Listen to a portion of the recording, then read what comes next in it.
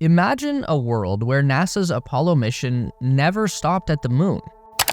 What if we had continued to push deeper into the solar system with human exploration? Do you think NASA really could have landed people on Mars with 1970s technology? Well, the top aerospace scientists of the day certainly believed that they could, and they were so confident in that ability that not just one, but several plans were drawn up over the years that would serve as a blueprint for human colonization of the planet Mars before the end of the 20th century. So today, we are bringing those old visions back to life for a bit of science fiction escapism. This is the retro-futuristic mission to Mars that never was. This is The Space Race.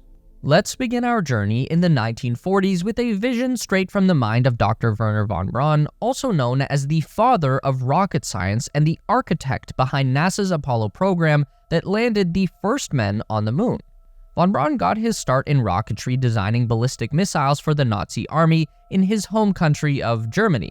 Von Braun invented the V-2 rocket, which was the first ever long-range guided missile.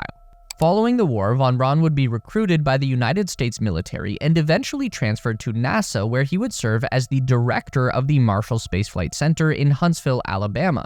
The United States hired a lot of Nazis back in the late 40s and early 50s, which is a whole other video. Anyway, in his free time between serving Adolf and Uncle Sam, Wernher von Braun completed a work that would come to be known as Project Mars. This was a 280-page novel that outlined von Braun's plan for a crewed mission to the Red Planet using rocket technology that he was actively developing at the time. Most of the book is just a fictional story about the first crew of people traveling to Mars, kind of like a science fiction novel, except written by an actual genius rocket scientist with a lot of insider knowledge. The story section of the novel is bonkers. It's all about human society in the not-so-distant future that is finally united in the aftermath of a catastrophic Third World War, except world peace is maintained by a giant Death Star-like orbital weapon that instantly obliterates anyone on Earth who steps out of line. I guess you can take the rocket scientist out of the violent fascist regime, but you can't take the violent fascism out of the rocket scientist. Anyway, beyond the Nazi and space fanfiction aspect, von Braun filled the later pages of his book with all of the formulas and calculations that would be required to achieve Project Mars. The math was there, written by the same hand that would go on to design the Apollo moon mission, so it feels like a very legitimate blueprint for interplanetary travel. Most importantly, von Braun had all of his ideas illustrated in the most amazing retro-futuristic Technicolor art style that would clearly go on to influence generations of science fiction from 2001: A Space Odyssey to Star Wars to Elon Musk. I mean, look at von Braun's Mars rocket and then look at the Starship. According to Project Mars, the first stage of the mission is to establish a large-scale human presence in low Earth orbit. That means gigantic ring-shaped stations that rotate slowly to generate artificial gravity and an orbital construction yard where the Mars fleet would be assembled. One of von Braun's most famous rocket designs was the massive Ferry rocket, a fully reusable spaceplane and booster system that would make frequent trips from the Earth's surface, carrying up materials for the orbital construction projects. From orbit, a massive fleet of transportation ships, cargo haulers, and Mars landers would be assembled 1,000 miles above the Earth. According to von Braun's design, the crew would live in these big spherical sections of the ships, and each one would be powered by a cluster of liquid-fueled rocket engines, supported by the massive network of fuel tanks that made up the body of the vehicle. At the time, von Braun was a big fan of hypergolic propellants, which are chemicals that will self-combust when combined under pressure. It's a very easy way to start a rocket engine in the vacuum of space, and it's still commonly used to this day. The Draco thrusters on a SpaceX Dragon capsule are very small hypergolic rocket engines. Once ready, the Mars fleet would fire their engines to break free from Earth's gravity and insert themselves into a direct trajectory for Mars using the Hohmann transfer window to achieve the shortest distance between the two planets. Von Braun imagined that it would be 260 days or 8.5 months between leaving Earth orbit and entering Mars orbit. On approach to Mars, the ships would turn around and fire their engines again to reduce velocity and settle into a low orbit around Mars of 620 miles above the surface. From here, the Mars lander vehicles would separate from their main engines and fuel tanks to prepare for landing. In von Braun's estimation, these vehicles would function as gliders through the Martian atmosphere and allow the crew to make a controlled, soft touchdown on the planet's surface.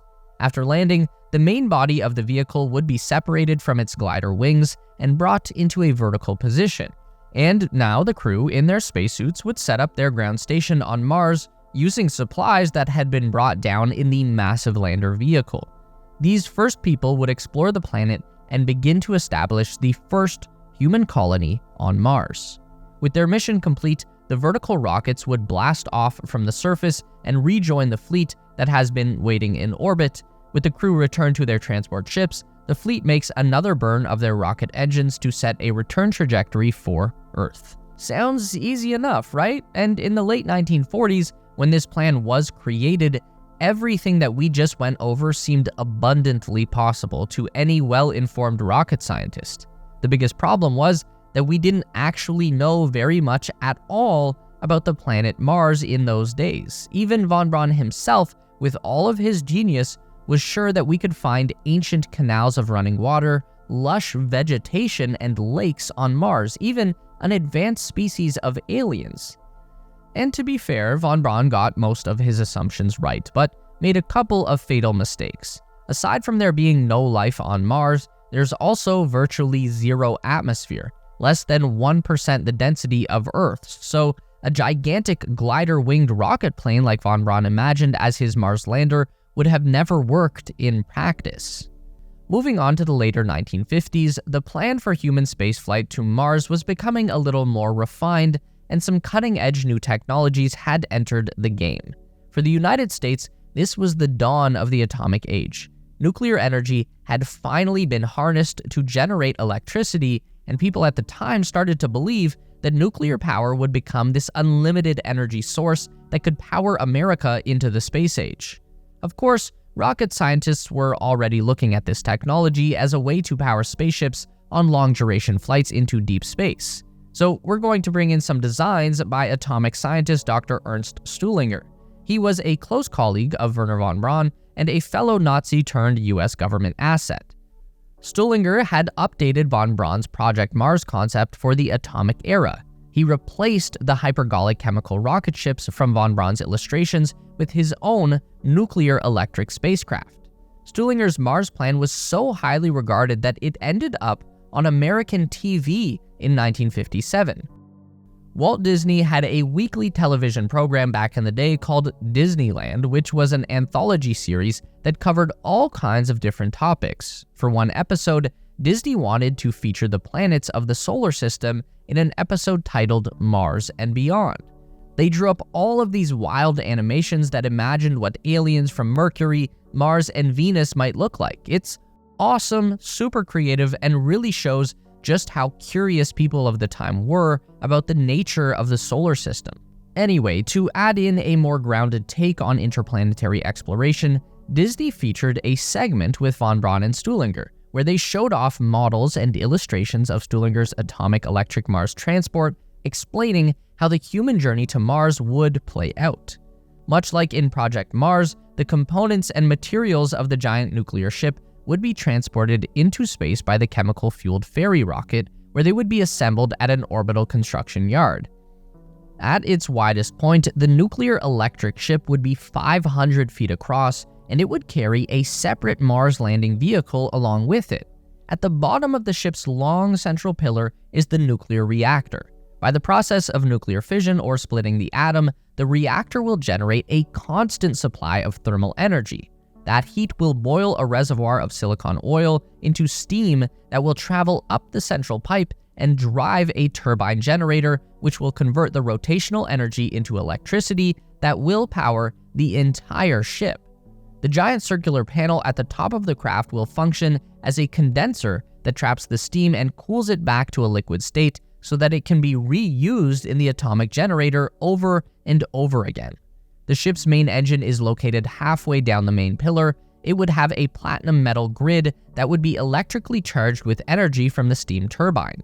Then vaporized particles of the metallic element cesium would be blown into the ultra-hot grid, which would ionize the cesium atoms and create an electrical field that blasted the atoms out into space at high velocity.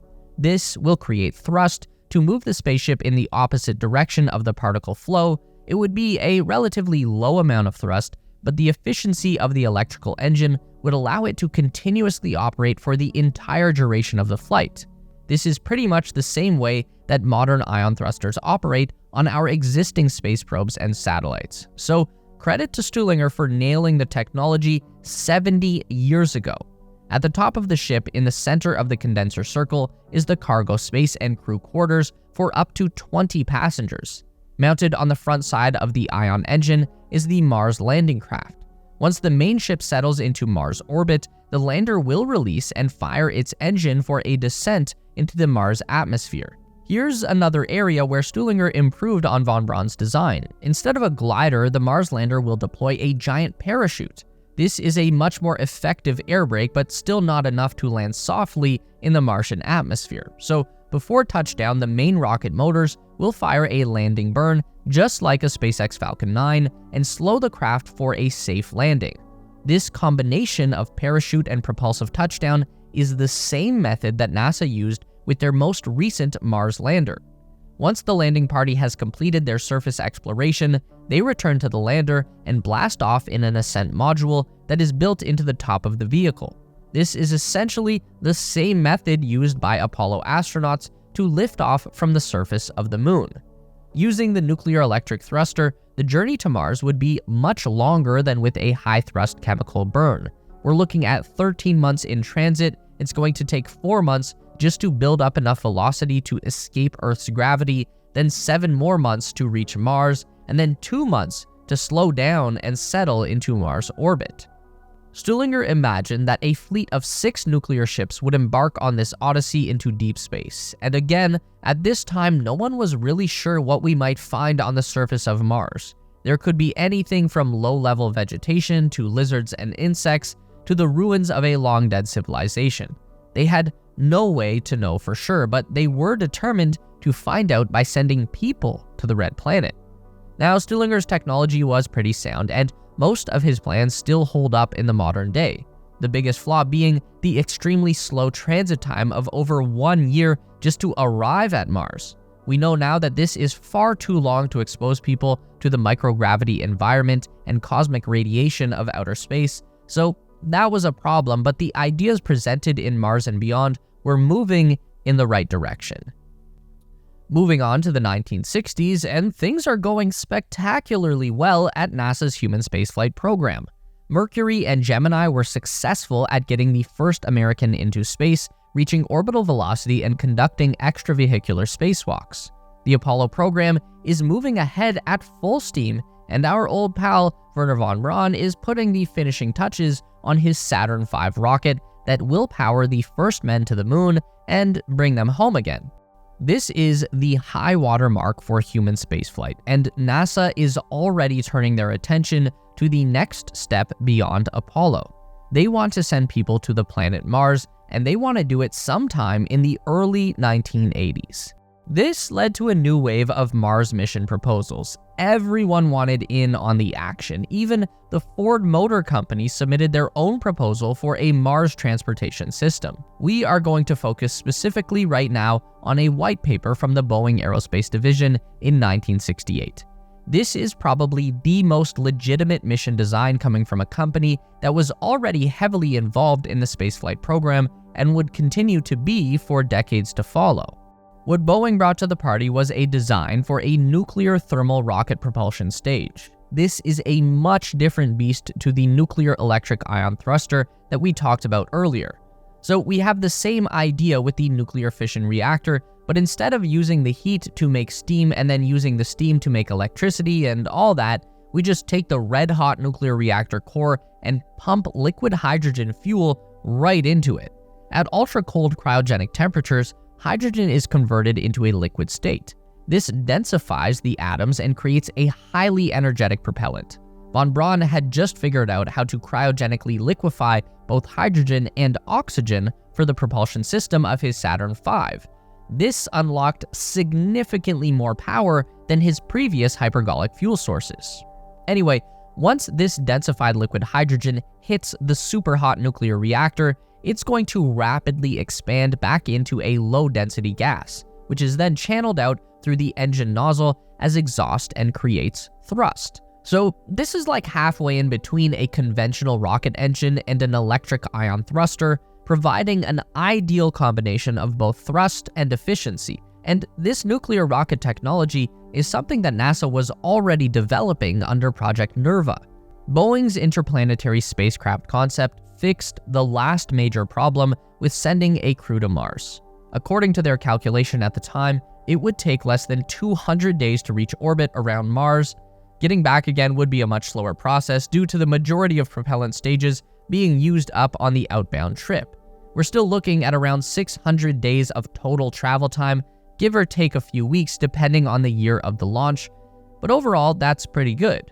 Much like the previous Mars ships we looked at, the Boeing interplanetary spacecraft would need to be assembled in orbit, with the 5 nuclear propulsion modules being so gigantic that each one would require a Saturn V rocket equipped with 4 additional side boosters just to reach orbit. Like most rockets, the majority of this structure is being taken up by engines and fuel tanks, so it's just the very top section that contains the 3 crew modules. In the middle is the mission module. This is the primary crew quarters for the journey to Mars and back. It's a cylindrical pressure vessel that is divided into 4 decks and can support a crew of 6 people. At the top of the stack is the Mars Excursion module. This vehicle has a descent stage for landing on Mars and ascent stage for returning to the main ship. The Mars Excursion module would support a crew of 3 people for a 30-day exploration of the Martian surface. At the bottom of the stack is the Earth Entry module. This one is only used to get the full crew of 6 people back down to Earth on the very last day of the mission. It works just like every other Earth re-entry capsule with a heat shield and a parachute system. So here's the mission profile. Once the full vehicle is assembled and ready to go in Earth orbit, it's going to fire up one massive departure burn from the first stage engines. This consists of 3 nuclear propulsion modules burning in unison. That's going to provide all of the thrust required to reach Mars very quickly. Then on approach to Mars, the rocket is going to flip around and fire up the second stage, which is just a single nuclear propulsion module, and that is going to provide the velocity change needed for an orbital insertion. From here, the 3-person landing party transfers into the Mars Excursion module and separates from the main vehicle. The Excursion module has a main engine that will perform the deorbit burn to bring it down through the Mars atmosphere, and at that point, it's going to deploy a main parachute that slows down as much as possible before the descent stage engines fire up for the landing burn and soft touchdown. After spending 30 days on Mars, the crew will leave the descent stage behind and return in the ascent stage of the module. This uses 4 side boosters to get off the ground, which are then separated, and the Stage 2 ascent engine takes the module into orbit to meet back up with the main ship. Now, all that's left is to fire up the final nuclear engine and perform a departure burn to return to Earth. On arrival, the Earth Entry module will separate and come back down for a splashdown landing in the ocean. So, that all sounds like a pretty solid plan. It would be a massive undertaking and would be incredibly difficult to pull off. I mean, 5 launches of the gigantic and fully expendable Saturn V just to make one also fully expendable interplanetary spacecraft. That's just a lot of resources to spend on one vehicle that may or may not have succeeded. But everything we just went through should have at least been possible, even with 1970s technology.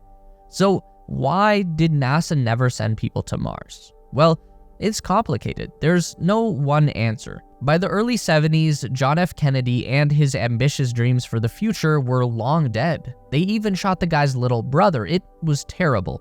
The Democratic Party had been voted out and replaced with a Republican government. The war in Vietnam was getting worse and worse, with no sign of an end.